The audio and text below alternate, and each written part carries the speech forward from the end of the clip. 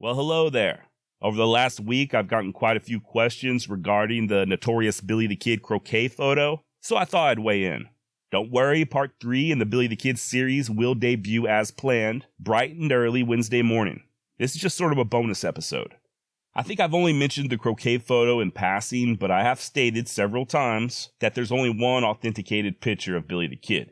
So I figured now's as good a time as any to clarify my position, my thought process, and why I believe this given the evidence currently at my disposal. Right off the bat, let me just say that I have no dog in this fight. It's not something I'm super passionate about, and should there be future evidence proving that the croquet photo does really depict Billy the Kid, great. History is the study of past events. If something happened, it happened. By the way, if you don't know what photo I'm referring to, it's the thumbnail for this episode. If you're using a podcast app that doesn't include episodic artwork, like Apple Podcasts, just check out the link in the show notes titled Croquet Photo or go to wildwestextra.com. Can't miss it. That said, it is my position, as of this recording, that there is not enough evidence to prove the photo in question depicts Billy the Kid. When it comes to authenticating these old pictures, you must have provenance, or in other words, a history of ownership. The verified tintype of the kid, the one that everybody agrees is really Billy with the goofy look on his face and the rifle in his hand, has a clear line of provenance. Thanks to Polito Maxwell, we know the photo was taken at Fort Sumner, more than likely toward the end of 1880 or very early in 1881. There were originally 4 identical tintypes, but the only copy that still exists to this day is known as the Diedrich tintype, on account of Billy gifting it to his pal Dan Diedrich. I'm not sure if I mentioned Dan in the Billy the Kid series, but he and his brother Sam, and Billy Bonnie by proxy, were involved in a little counterfeiting operation back in the day. Dan also owned a ranch on the Bosque Grande that the Kid would occasionally use as a hideout. It's a historical proven fact that Billy the Kid and Dan Diedrich were friends. At some point before his death in 1938, Dan gave the tintype to his nephew, Frank Upham, and the photo remained in the Upham family until the 1980s when they loaned it to the Lincoln County Heritage Trust. In 1998, the tintype was returned to the family, they put it up for auction, and in 2011 it sold for $2.6 million. So as you can see, it's only had a few owners since it belonged to Billy the Kid himself. We have a straight line from where it is now, all the way back to when Henry McCarty, alias William H. Bonney, held it in his slightly smaller than average girl-like hands. That's some pretty serious provenance, and we haven't even gotten into the other 3 copies. We know one was in the possession of Delvinia Maxwell, I don't remember the exact date, but until the turn of the century, and Pat Garrett used one of them for the cover of his book, The Authentic Life of Billy the Kid. There is zero doubt that the Diedrich tintype is of Billy the Kid. Provenance, provenance, provenance. Now, let's discuss the croquet photo. Apparently, it was discovered in a box of old pictures in Fresno, California back in 2010. According to the photo's owner, Randy Guijarro, it depicts Billy the Kid and several of his friends during a wedding at John Tunstall's ranch in the summer of 1878, very shortly after the Battle of Lincoln.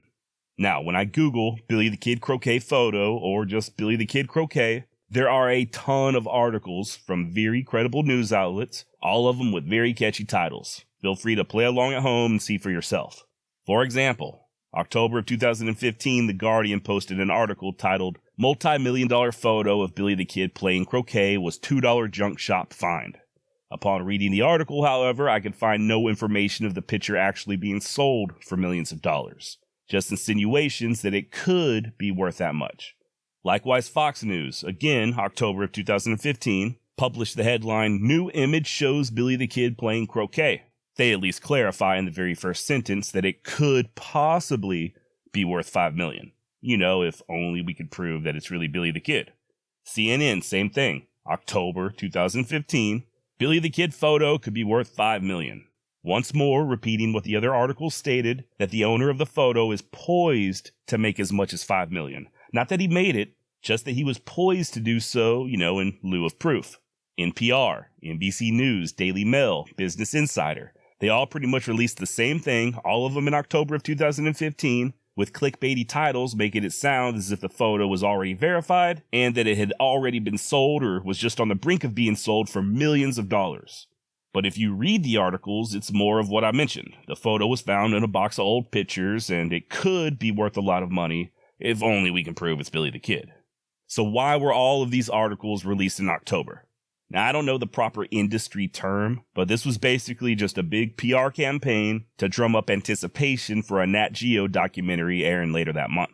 Billy the Kid New Evidence, narrated by Kevin Costner, maybe you've seen it, asserted that the croquet photo does indeed depict the kid, and proceeded to lay out what many consider to be pretty strong evidence proving its authenticity.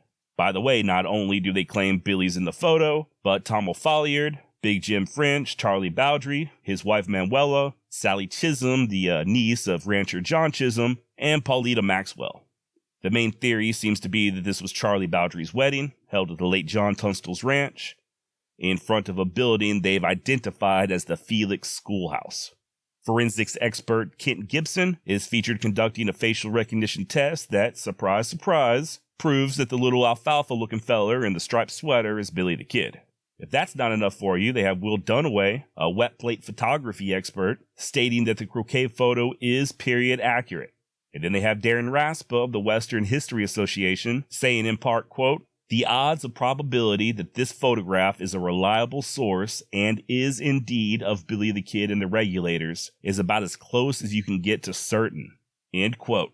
And what's more, they now supposedly have provenance, claiming that the last person to own the photo was a descendant of Regulator Charlie Bowdry, who, like I said, is also allegedly in the photo. Speaking of the evidence laid out, the show's executive producer, Jeff Aiello, wrote, quote, "We are at the point now, with this amount of evidence, that it's more outrageous to suggest this isn't Billy and the Regulators." End of quote, and damn, sounds pretty convincing, right?